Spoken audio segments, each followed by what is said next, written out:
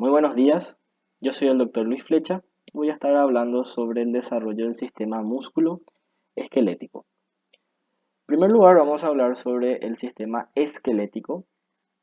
Vamos a hablar de cómo se forman los huesos, ¿sí? Y las estructuras que van a formar los huesos, ¿verdad? Formando el sistema esquelético. Vamos a ver que el sistema esquelético va a derivar de tres estructuras, por decirlo así, principalmente, ¿sí? Vamos a ver que deriva de el mesodermo paraxial, de la hoja somática del mesodermo lateral y algunas células de la cresta neural también van a formar parte del sistema esquelético. Entonces, ¿cómo empieza a formarse este sistema esquelético? Vamos a ver que a partir del mesodermo paraxial, ¿sí? Que se encuentra a los lados, ¿sí? Del eje que va a encontrarse el tubo neural y la notocorda, vamos a ver que esta masa de tejido se va a segmentar más o menos a la tercera semana, formando estas estructuras esféricas que le vamos a llamar somitas. ¿Ok? Vamos a ver que estos somitas podemos dividirlos en dos partes, ¿sí? Una ventromedial que va a formar una porción que se llama el esclerotoma, que va a terminar formando la parte del sistema esquelético, que es la parte que nos interesa en este mismo momento, y tenemos la porción dorsolateral que se va a llamar dermomiotoma, que va a dar origen a la dermis, o sea, el tejido conectivo de la piel, y la parte de miotoma va a dar origen al sistema muscular, que vamos a ver más adelante. Entonces aquí podemos ver un dibujo esquemático donde tenemos nuestro embrión, podemos ver esta masa de tejido ubicado a los lados del eje, que es el tubo neural, la notocorda, y podemos ver cómo se forma una estructura más o menos nodular, ¿sí? Segmentada a lo largo de la región cefálica hasta la caudal. Entonces estas estructuras que vemos aquí son los que vamos a llamar somitas y vamos a dividir en dos porciones, como le mencioné. Si dividimos más o menos a este nivel, vamos a tener una porción ventromedial que va a formar el esclerotoma, ¿sí? Y tenemos una porción dorso-lateral que va a formar lo que es el dermomiotoma. ¿Ok? Vamos a ver que estas estructuras tienen un aspecto epitelioide, ¿sí? Porque vemos que las células están totalmente unidas unas con otras y luego van a sufrir una transformación mesenquimática, ¿sí? Vamos a ver que las células se van a soltar, ¿sí? Y van a constituir lo que realmente es el tejido conectivo embrionario, que le llamamos mesenquima. ¿Ok? Vamos a ver que estas células mesenquimáticas son células indiferenciadas que posteriormente, bajo diferentes tipos de estímulos, van a diferenciarse ya sean a fibroblastos, condroblastos o pueden ser también osteoblastos. De la misma forma que expliqué con la notocorda, ¿sí? Que las células se van a volver mesenquimáticas y posteriormente se van a diferenciar a todas estas células, va a ocurrir con las células de la cresta neural y las células del mesodermo lateral, especialmente esa hoja somática. Bueno, entonces, antes de hablar específicamente cómo se van a formar todo el sistema esquelético, tenemos que hablar de cómo se forma el cartílago, ¿sí? Vamos a ver que los primeros indicios de formación del cartílago va a ocurrir en la quinta semana, donde vamos a ver que ese mesénquima se va a condensar formando un grupo de células que le vamos a llamar centros de condrificación. Entonces esos centros de condrificación empiezan a aparecer en la quinta semana y vamos a ver que esas células mesenquimáticas empiezan a expresar un factor de transcripción que le llamamos SOX9, que es muy importante porque eso hace que comprometa el linaje de esta célula y esta célula empieza a secretar la matriz cartilaginosa rico en colágeno de tipo 2. Entonces ya estamos hablando, ¿verdad?, de una célula con linaje comprometido, por lo tanto precondrocitos, condroblastos con la secreción de esta matriz que le comenté. Dependiendo de la proporción de o la calidad de esa matriz cartilaginosa, ya sabemos que histológicamente el cartílago se vuelve a clasificar en hialino, fibroso y elástico. Luego tenemos que hablar un poco de cómo se forma el hueso, ¿okay? Que es fundamental en la formación del sistema esquelético. Vamos a ver que el hueso se va a desarrollar a partir de dos formas, ¿sí? Vamos a ver que se desarrolla directamente del mesénquima o se puede formar a partir de un molde de cartílago. Entonces estamos hablando de los dos tipos de osificación. Teníamos la osificación intramembranosa, en donde a partir del mesénquima, ¿sí? Vemos el esclerotomo, que tenía las células mesenquimáticas, ¿sí? Van a formar un molde, ¿sí? Una vaina más o menos de molde mesenquimático, que luego se osifica, ¿okay? Entonces a partir del mesénquima tenemos la formación de hueso. Y la otra es la que les describí, la que utiliza un molde de cartílago en donde el mesénquima, en primer lugar, se diferencia a un cartílago y luego este cartílago nuevamente se osifica formando un hueso. Entonces tenemos dos tipos de osificación, la intramembranosa y la endocondral. Vamos a ver que existe una excepción, que es por ejemplo el hueso de la rótula, que vemos que se desarrolla directamente el tejido conectivo tendinoso. Este mecanismo no está bien conocido, por lo tanto no explica mucho en el libro, ¿sí? Simplemente comentarle a modo de una excepción. Con respecto a la osificación intramembranosa, vamos a ver que el mesénquima, o sea el tejido conectivo embrionario, va a formar como una vaina que va a tener una gran vascularización, o sea, va a ser una vaina membranosa muy vascularizada y vamos a ver que estas células mesenquimáticas ya van a tener un linaje marcado que va a ser el linaje de las células productoras o que se diferencian hacia hueso. ¿Por qué? Porque vamos a ver que estas células van a expresar un factor de transcripción llamado CDFA1 o también conocido como RUNX2. Entonces estas células mesenquimáticas ya tienen un linaje marcado, un linaje establecido, por lo tanto estas células mesenquimáticas posteriormente se empiezan a diferenciar a una célula productora de matriz ósea, por lo tanto se van a convertir en osteoblastos que van a producir esa matriz ósea inicialmente no mineralizada que le llamamos osteoide, ¿sí? Y luego de este osteoide, ¿verdad? Vemos que se deposita el calcio formando el hueso, ¿verdad? Que es un tejido duro osificado. Tenemos que recordar que inicialmente el primer hueso que se forma llamamos hueso inmaduro para diferenciarle del hueso maduro, en donde la diferencia era la forma en que se depositaba ese material, esa matriz ósea, en donde en el inmaduro no era laminado, era desorganizado, y en el maduro sí ya vemos que esa matriz ósea ya tiene un orden que viene a ser de forma laminada. Con respecto a la osificación endocondral, tenemos que acordarnos, ¿verdad?, que va a utilizar moldes de cartílagos ya formados, o sea, cartílagos preexistentes, y vamos a ver que estos cartílagos van a empezar a mostrar signos de osificación, y eso le vamos a llamar centros de osificación primaria. ¿En qué consiste estos centros de osificación primaria? Vamos a ver que estos moldes de cartílago van a sufrir unos cambios, ¿sí? Los condrocitos van a sufrir unos cambios.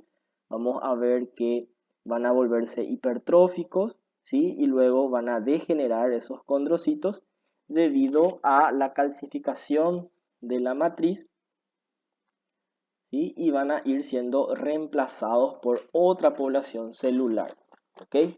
Vamos a ver que el primer indicio de esta osificación viene a ser lo que se llama el collarete óseo, donde en la diáfisis, ¿sí?, de este molde de un hueso largo va a empezar a aparecer una zona calcificada, ¿verdad?, en forma de un anillo o un collar, ¿verdad?, que le llamamos ese collarete óseo, y vamos a ver que va a ocurrir por debajo de una capa membranosa que ya no va a ser el pericondrio, sino ahora va a ser el periósteo.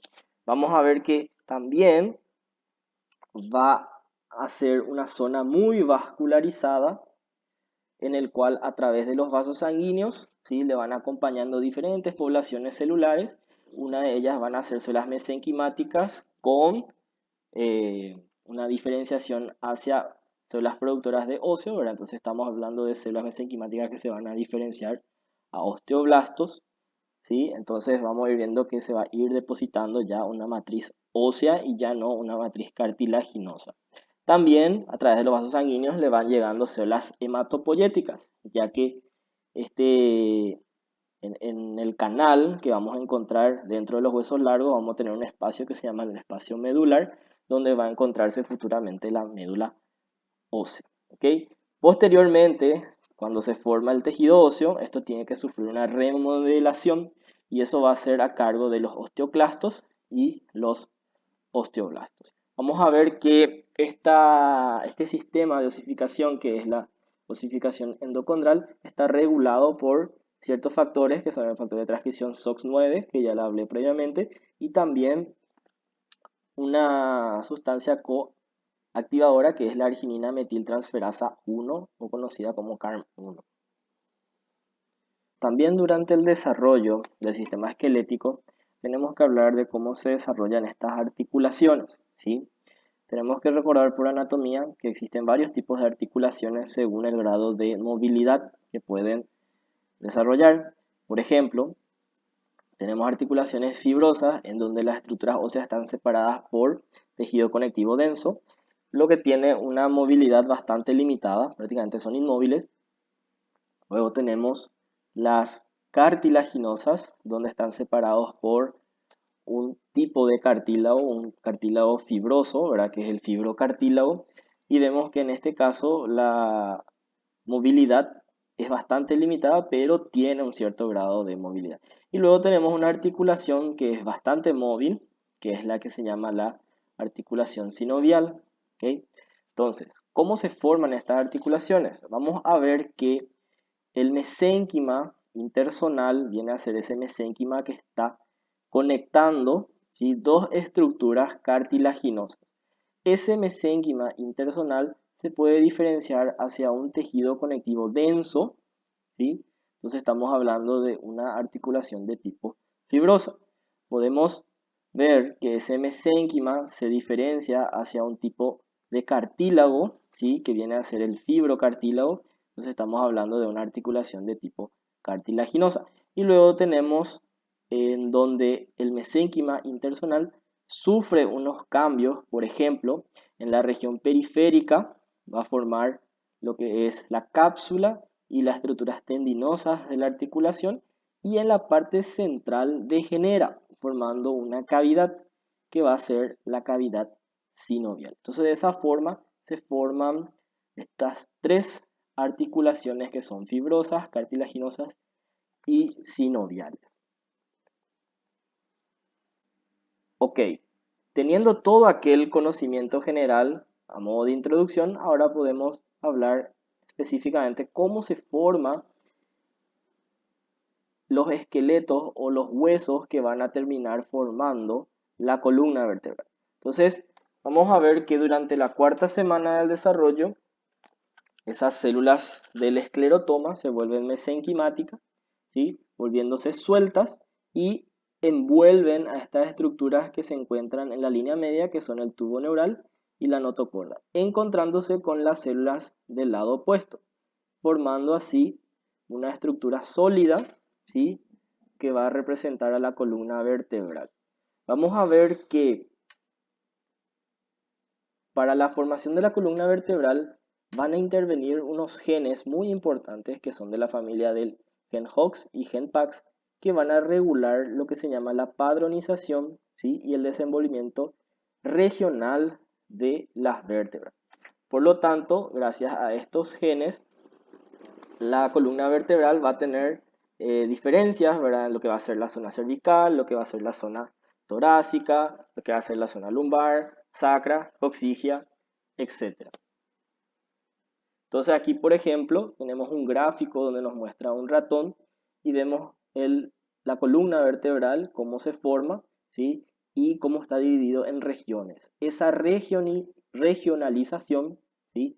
Está dado gracias a la expresión de estos genes que les mencioné, que son de la familia del Hox. Bueno, entonces, ¿cómo se va a formar el esqueleto de la columna vertebral? Vamos a ver que cada somita va a experimentar un proceso de resegmentación. Entonces tenemos que recordarnos que los somitas se organizaban en segmentos, como le expliqué anteriormente. Teníamos una región cervical, una región torácica, una región lumbar, una región sacra y una región coxígea.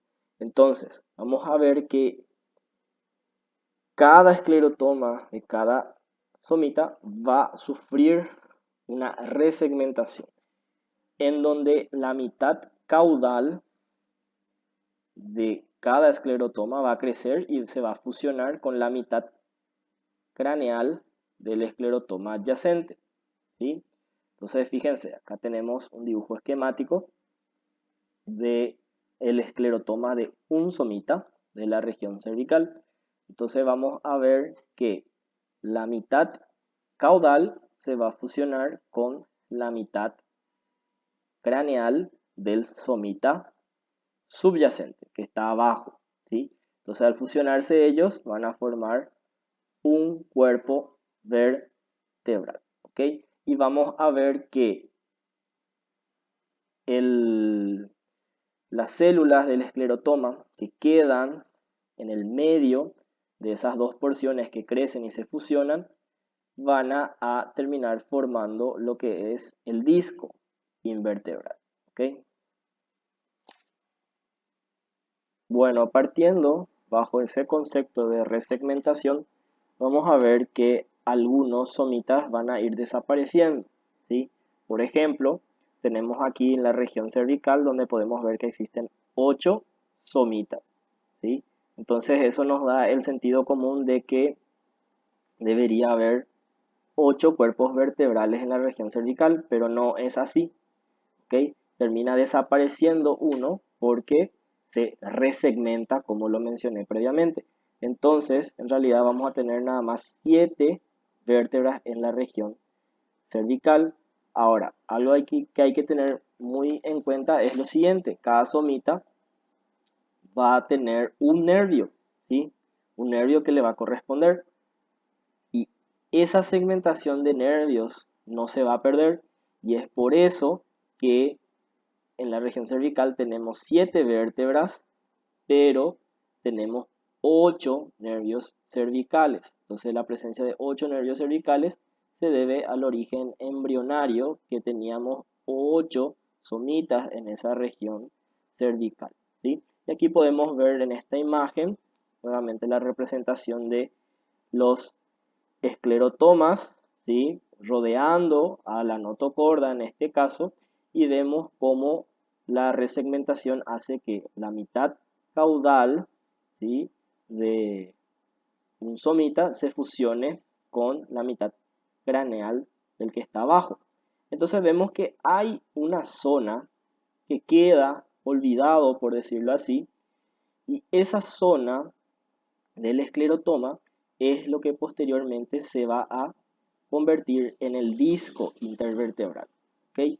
Y vamos a ver que en esa porción donde tenemos el disco invertebral, la notocorda va a terminar formando el núcleo pulposo del disco intervertebral.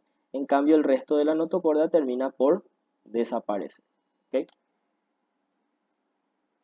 Bueno, entonces aquí tenemos nuevamente ese esquema, ¿sí? Que les mencioné. Este es una columna vertebral de un adulto, haciendo nada más referencia a la presencia de 7 vértebras cervicales, ¿sí? Y 8 nervios cervicales, ¿ok? Entonces la presencia de 8 nervios cervicales se debe al origen embrionario, donde teníamos 8 somitas en la región cervical.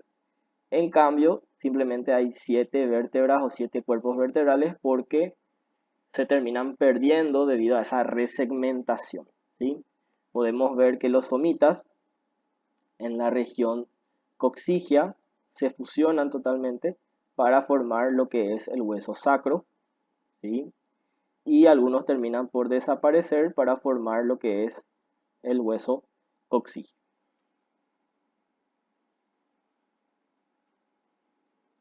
Para recordarles nada más, teníamos 4 occipitales, 8 cervicales, 12 torácicos, 5 lumbares, 5 sacros, ¿sí? Y 8 a 10 coxígeos.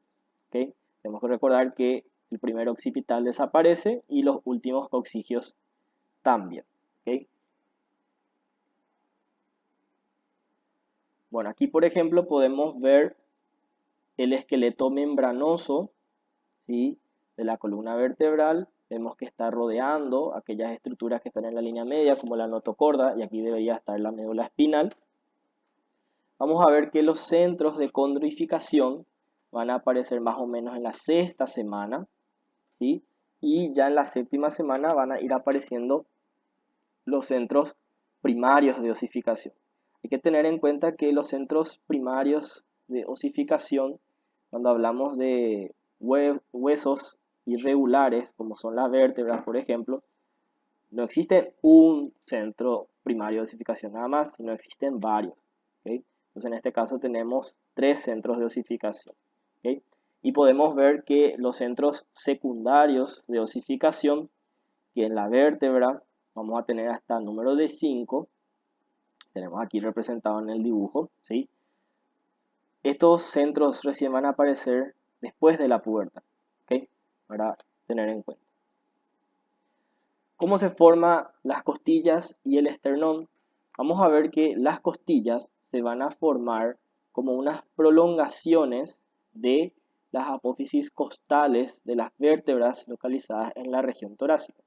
Entonces tenemos aquí nuestra vértebra en la región torácica y vamos a ver que va a tener una protuberancia, ¿verdad? Que son las apófisis transversas, y estos van a crecer en mayor longitud, ¿sí? Y van a ubicarse a lo largo de la pared hasta llegar a la posición ventral, y vamos a ver que ahí se va a articular con la otra estructura que va a ser el esternón. Entonces de esa forma se forman las costillas, o sea, en forma de prolongaciones costales de las vértebras de la región torácica. Por lo tanto, deriva del mesodermo paraxial.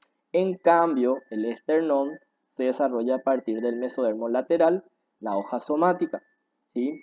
De forma independiente, como si fuesen dos condensaciones, ¿verdad? Que son como barras, ¿sí? Que son las barras externales que posteriormente se fusionan, ¿sí? Más hacia la región craneal, y vemos que la osificación de este cartílago, que es el cartílago external, va a ocurrir prácticamente casi antes del nacimiento, ¿sí? Y la osificación completa del esternón ocurre prácticamente en el cuerpo y en el manubrio, a excepción de la apófisis sifoide, que muchas veces no llega a osificarse totalmente. Con respecto al cráneo, podemos decir que tenemos dos partes, lo que se llama el neurocráneo y el viscerocráneo. El neurocráneo serían todas aquellas estructuras óseas que van a englobar y van a proteger lo que es el encéfalo, ¿sí? Recordando por anatomía, tenemos lo que es la calota, ¿sí? Por los huesos frontal, parietal, occipital, y tenemos los huesos de la base del cráneo, que serían el occipital, el temporal, el esfenoides, el etmoides, etc. ¿Okay? Y tenemos el viscerocráneo, que vienen a ser los huesos del rostro, ¿sí? Tenemos los huesos nasales, maxilares, ¿sí? El cigomático, la mandíbula, etc. Entonces, con respecto al neurocráneo, tenemos otra vez lo que es el neurocráneo membranoso y el cartilaginoso, dependiendo de mediante qué osificación va a dar origen a estos huesos.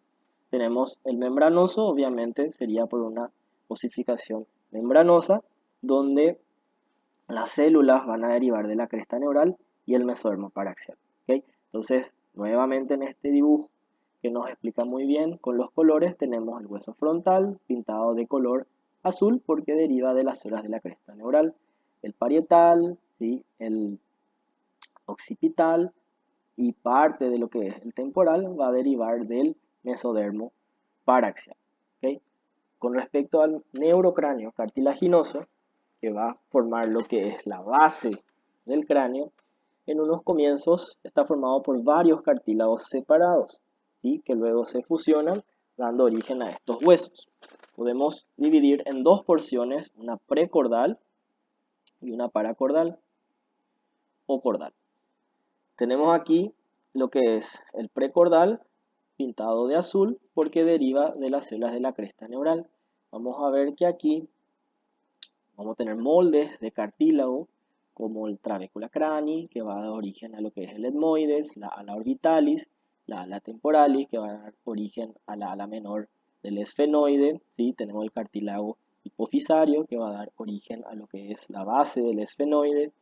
Tenemos la cápsula óptica, ¿sí? Y el cartílago paracordal, que ya va a corresponder a la porción cordal, que deriva del mesodermo paraxial, que va a dar origen a lo que es parte del occipital y lo que es la porción petrosa del temporal.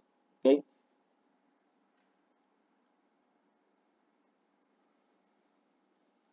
Con respecto al viscerocráneo, que son los huesos de la cara, estos van a derivar a partir de los dos primeros arcos faríngeos. Aquí tenemos representado en varios colores los arcos faringeos. A nosotros nos compete lo que es el primer arco faríngeo pintado de rojo, donde vamos a dividir en una porción dorsal y una porción ventral. La porción dorsal también se llama proceso maxilar y va a dar origen a lo que es al hueso maxilar, al hueso cigomático y a parte del hueso temporal.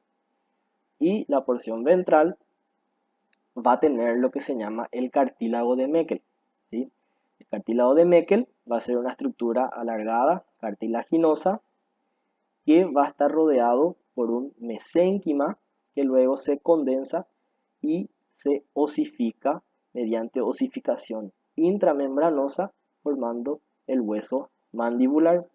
Entonces aquí el molde de cartílago no es utilizado para la osificación, o sea, no es una osificación endocondral, sino el mesénquima que rodea al cartílago es el que se osifica.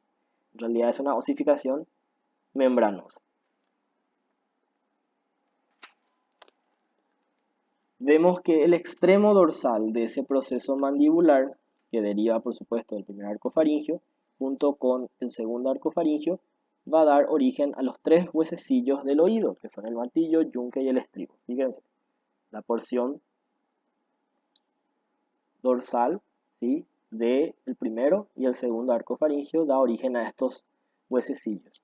Y el hecho curioso de estos huesecillos son las estructuras que en primer lugar se osifican completamente. Ocurre aproximadamente al cuarto mes.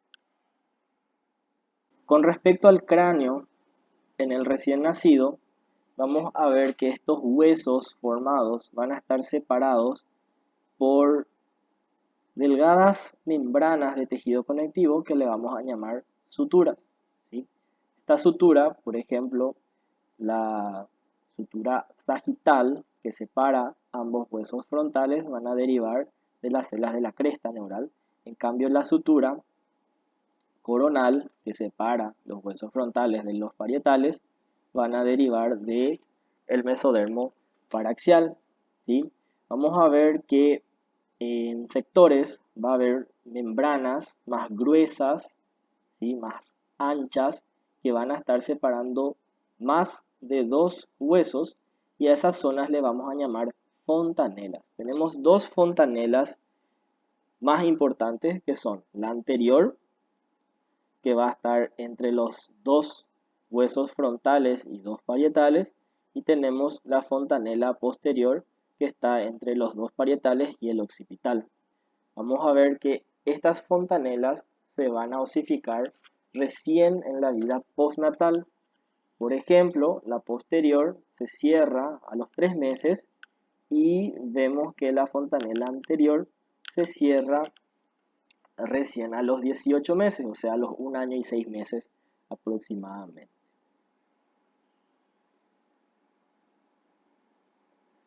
Estas suturas y fontanelas son muy importantes porque permiten que estos huesos del cráneo se superpongan entre sí, facilitando eso durante el parto, ¿sí? Que se llama un proceso de modelado. Vamos a ver que el tamaño de la bóveda, ¿sí?, es grande en relación a la región facial. Vamos a ver que los huesos de la bóveda craneal van a continuar creciendo incluso después del nacimiento, y eso se debe principalmente al desarrollo del cerebro. Ese crecimiento es más pronunciado los primeros 2 años de vida. Vamos a ver que la calota crece expandiéndose aproximadamente hasta los 16 años. Luego la calota solamente puede crecer ya a expensa a un aumento del espesor. ¿Okay? Con respecto a los huesos del rostro, vamos a ver que van a sufrir un crecimiento, ¿sí? Y ese crecimiento se va a ver principalmente, ¿verdad?, debido a la erupción de los dientes, ¿sí?, ya sean dientes primarios o dientes secundarios, y también va a aumentar el tamaño debido a la presencia de los senos paranasales, que van a estar abiertos y llenos de aire. Estamos hablando en la vida postnatal, por supuesto. Respecto al desarrollo de los miembros, estos se forman a partir de unos esbozos o evaginaciones de la pared corporal en la cara ventrolateral del cuerpo, ¿sí? Esto ocurre aproximadamente en la 4ª semana, y vamos a ver que este esbozo está constituido por un núcleo de mesénquima que deriva del mesodermo lateral, ¿sí?, la hoja somática, y va a estar revestido por el ectodermo, ¿sí? Y vamos a ver que en el extremo de este esbozo se va a observar un espesamiento que le vamos a llamar cresta ectodérmica apical. Esta cresta es visible los días 24 y 26 en los miembros superiores e inferiores respectivamente, ¿sí? Vamos a ver que esa cresta ectodérmica apical va a tener una influencia inductiva sobre el mesénquima adyacente, manteniendo una población de células no diferenciadas con proliferación rápida, ¿sí? Entonces vamos a ver que el desarrollo va a ser próximo distal con diferenciación hacia músculo y cartílago de aquellas células que están alejadas a esta cresta ectodérmica apical. Entonces, prácticamente lo que vemos es que estos esbozos se van a formar debido a la secreción de una sustancia que se llama factor de crecimiento fibroelástico 10, que va a hacer crecer este esbozo. Vamos a ver que una sustancia que es la proteína morfogénica ósea o BMP va a inducir que las células ectodérmicas se diferencien o formen esto que se llama la cresta ectodérmica apical. ¿Y qué va a hacer la cresta ectodérmica apical? La cresta ectodérmica apical va a secretar sustancias como son otros tipos de factores de crecimiento que van a generar una población de células no diferenciadas que proliferan rápidamente. Y a medida que va a ir proliferando este mesénquima, se va alargando el esbozo, y vamos a ver que las células mesenquimáticas que están más alejadas de la cresta ectodérmica apical van a empezar a diferenciarse, y aquellas que están cerca de la cresta ectodérmica apical van a proliferar y no van a diferenciarse. Por eso tiene una influencia inductiva. Vamos a ver que también esa proteína morfogénica ósea va a inducir la expresión de ciertos factores de transcripción como lo son N1 y WNT7, que son importantes porque van a establecer posteriormente lo que es el eje dorso-ventral, ¿okay? Entonces el eje dorsal o la cara dorsal de lo que va a ser el miembro va a estar establecido mediante la expresión de este gen que es WNT7, y la ventral mediante la expresión de este gen que es el EN1, ¿sí? Y al igual como vimos el desarrollo del esqueleto,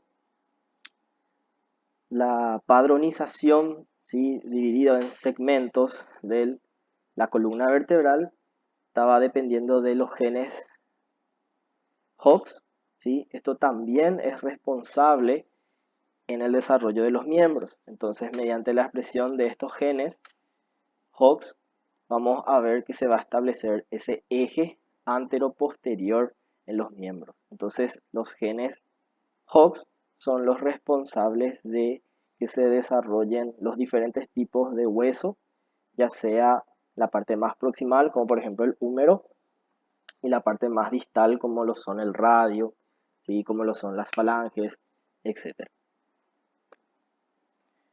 Bueno, aquí podemos ver una imagen del embrión donde vemos a la quinta semana la aparición de este esbozo, ¿sí?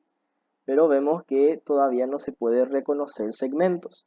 En cambio, a la sexta semana ya vemos que la parte distal se aplana, ¿sí? Formando lo que va a ser la mano, y tenemos una zona de constricción que viene a ser la muñeca. Entonces, más o menos, en la sexta semana podemos reconocer dos segmentos, ¿sí? Lo que va a ser brazo y mano. Y a la octava semana aproximadamente ya vemos que existe una nueva segmentación en donde reconocemos las tres porciones de los miembros, ¿sí? Con brazo, antebrazo y mano, ¿sí? Importante recalcar que el desarrollo de los miembros superiores siempre le va a llevar unos días de adelanto al desarrollo de los miembros inferiores. Más o menos 1 a 2 días de adelanto le lleva el desarrollo de los miembros superiores. Con respecto al desarrollo de los dedos de la mano, esto se desarrolla mediante una muerte celular en esa cresta ectodérmica apical. Esta muerte celular va a permitir que esta cresta se separe en 5 partes, ¿sí? Entonces, una zona de muerte celular, aquí otra y aquí otra. Entonces, esa zona de muerte celular va a permitir que las restantes se vayan alargando, ¿sí? De forma radial, podemos decirlo así. Por lo tanto, aquellas porciones que persisten de la cresta ectodérmica apical van a ser las responsables de la formación de los dedos. Y a medida que obviamente también esa cresta ectodérmica apical vaya alejándose, va a existir una diferenciación del mesénquima de la mano. Aquí podemos ver otra imagen donde tenemos los miembros superiores, el día 32 aproximadamente, que corresponde a casi la quinta semana, vemos que se forma la mano, ¿sí? Mediante un aplanamiento del esbozo del miembro superior, ¿sí? Y más o menos la sexta semana ya empieza a aparecer esas estructuras radiadas, ¿sí? Que vienen a ser la formación de los dedos, ¿ok? Otro fenómeno que ocurre durante el desarrollo de los miembros va a ser una rotación. Esta rotación va a ocurrir en la séptima semana, ¿sí? Vamos a ver que los miembros superiores van a sufrir una rotación en 90 grados en sentido lateral y los miembros inferiores también 90 grados, pero en sentido medial, de tal manera que los pulgares se ubiquen lateralmente en los miembros superiores y medialmente en los miembros inferiores. Bueno, con respecto al esqueleto, o sea, los huesos del sistema apendicular, o sea, de los miembros, simplemente para recordarlos, como son huesos largos, ellos se osifican mediante osificación endocondral, ¿ok? Entonces, repasando lo hablado anteriormente, los primeros indicios de este tipo de osificación van a aparecer la quinta semana, cuando el mesénquima se condensa formando estos centros de condrificación, ¿okay? Formando estos moldes de cartílago.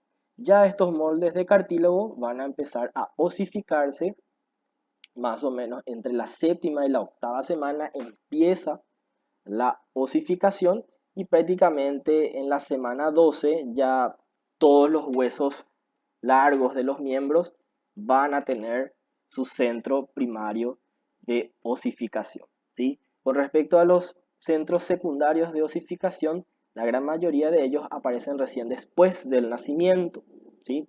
A excepción de los huesos de la rodilla, que viene a ser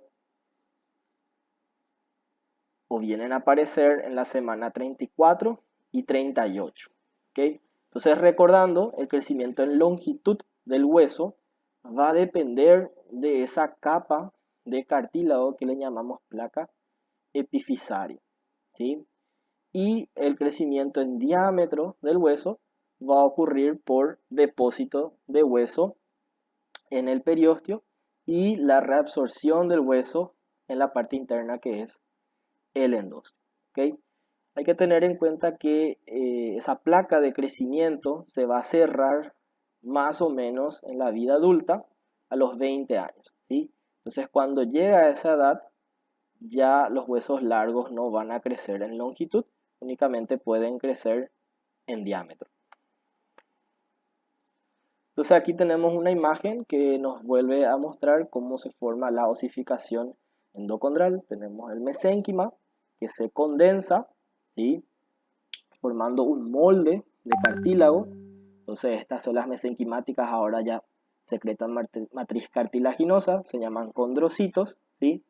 Vamos a ver que estos condrocitos van a ir sufriendo algunos cambios, ¿sí? Principalmente debido a un depósito de calcio, ¿sí? Con precipitación o osificación de la matriz cartilaginosa, produciendo la muerte de esos condrocitos, y esos condrocitos son reemplazados por células osteoprogenitoras que después se van a diferenciar hacia osteoblastos, osteocitos, que van a producir ya una matriz ósea.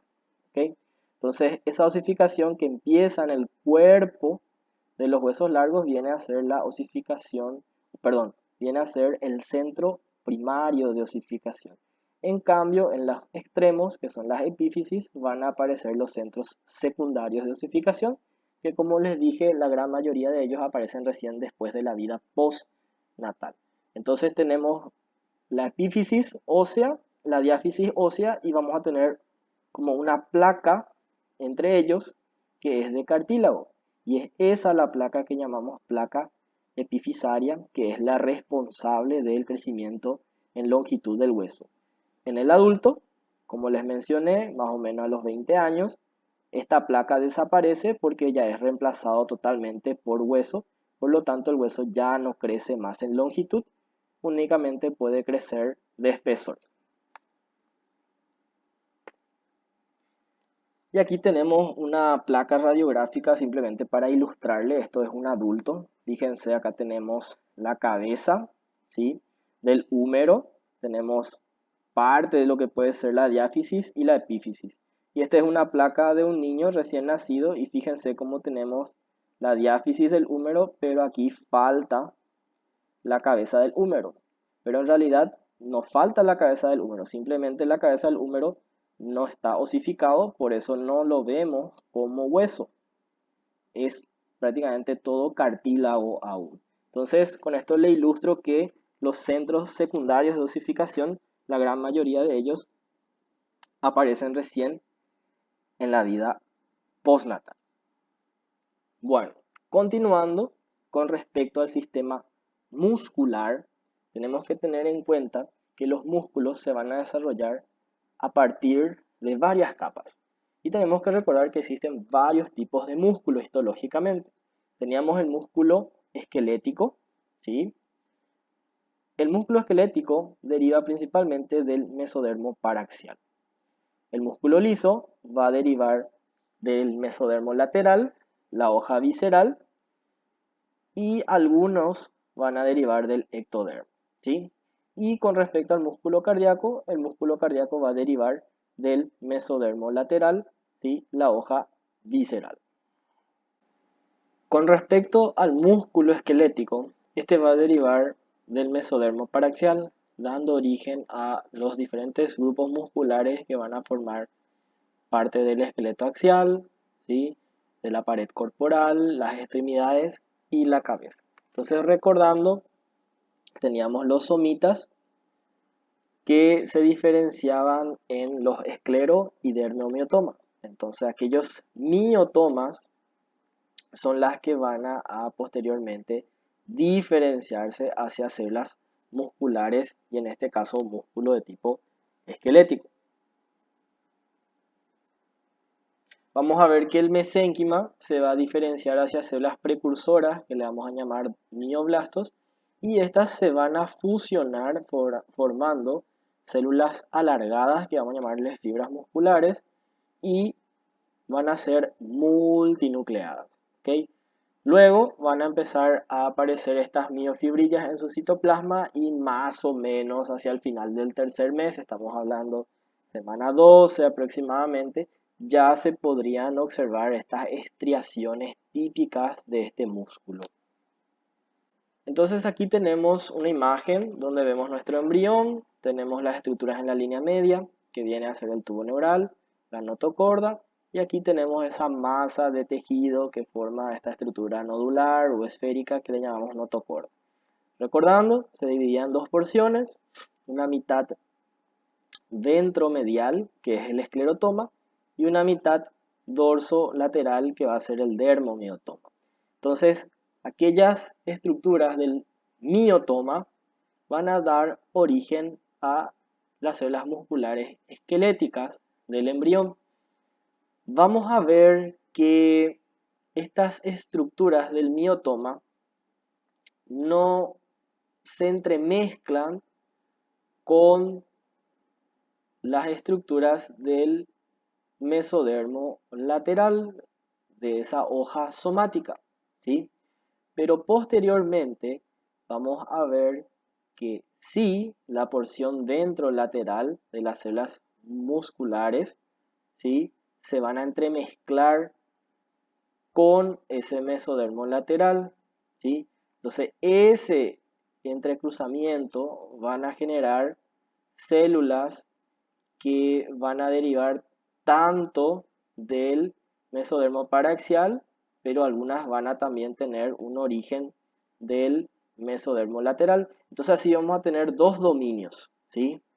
Vamos a tener un dominio que le vamos a llamar abaxial, cuyas células musculares van a derivar de la porción ventrolateral del miotoma y del mesodermo lateral. Y la otra porción, que es la dorsomedial, no se entremezcla y deriva puramente del mesodermo paraxial. Y ese le llamamos dominio primaxial. Entonces tenemos dos dominios. Primaxial, únicamente del mesodermo paraxial, y un dominio abaxial donde las células del mesodermo paraxial se entremezclaron con las células del mesodermo lateral.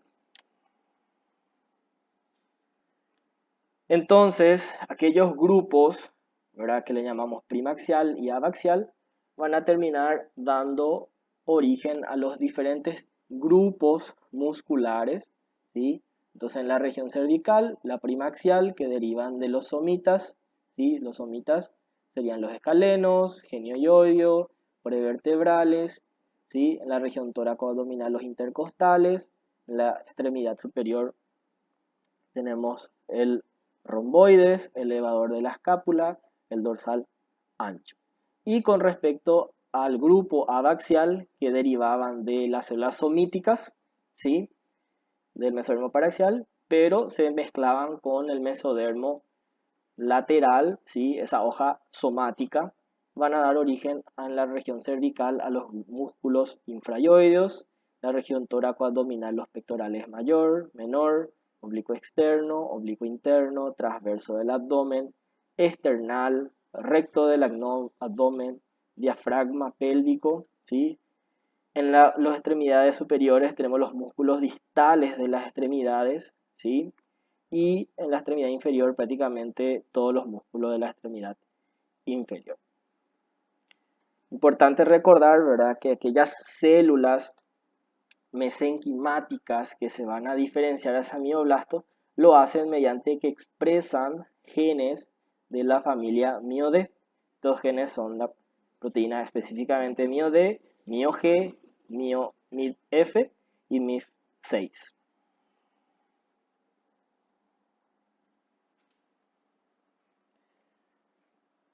También vamos a ver que hacia el final de la quinta semana, las futuras células musculares se van a agrupar en dos porciones, ¿sí? Una pequeña porción dorsal, que a ese grupo le vamos a llamar epímero, que va a terminar formando todos los músculos extensores de la columna vertebral, ¿sí? Y una porción más grande que es el hipómero, ¿sí? Que termina dando lugar a todos los músculos de las extremidades y la pared corporal. Esta división en epímero e hipómero es una división más acorde a la inervación de los grupos musculares. En cambio, esa división en epiaxial y abaxial es una división acorde a su origen embriológico, que viene a ser o puramente de las células de los somitas del mesodermo paraxial o del mesodermo lateral, la hoja somática, junto con las células del mesodermo paraxial que se mezclaron formando el grupo abaxial. Luego tenemos los músculos de la cabeza. Vamos a ver que los músculos de la cabeza van a derivar de ese mesodermo paraxial, especialmente de los somitas, los somitómeras, ¿sí? Incluidos los músculos de la lengua y del ojo, a excepción de algunos que derivan del ectodermo, ¿sí? Que vienen a ser los músculos del iris, ¿sí? Y también a excepción de los músculos que derivan de los arcos faringeos, que sí derivan de ese mesodermo visceral. Entonces aquí podemos ver, según los somitómeros y somitas, los diferentes grupos musculares que van a ir dando origen, y hay que tener en cuenta que cada somita somitómera es dueño de un territorio nervioso, o sea, de una inervación, que en este caso en la región craneal tenemos los pares craneales, ¿sí? Entonces los somitómeros 1 y 2 dan origen a los músculos recto, superior, medial, ¿sí? Y ventral, son músculos del ojo, inervado por el nervio oculomotor. El somitómero 3 al oblicuo superior, ¿sí? Que está inervado por el nervio troclear. El somitómero 4, que da origen a los músculos que cierran la boca, inervado por el trigémino. El somitómero 5, el recto lateral, cuyo nervio es el abducen o el sexto par craneal. Tenemos el somitómero 6, que da origen a los músculos que abren la boca, están inervados por el nervio facial. El 7 por el estilofaringio, ¿sí? El músculo estilofaringio inervado por el glosofaringio. Y los somitomas, o los somitas, perdón, 1 y 2, que van a dar origen a los músculos intrínsecos de la laringe inervados por el nervio vago. Y los somitas 2 al 5, que vienen a formar parte del grupo occipital, van a formar los músculos de la lengua inervado por el hipogloso. Con respecto a los músculos de las extremidades, estos, como son músculos esqueléticos, derivan del mesodermo paraxial, ¿sí? Los primeros indicios para la formación de los músculos de las extremidades aparecen en la séptima semana como una condensación del mesénquima próximo a la base de aquellos esbozos, ¿sí?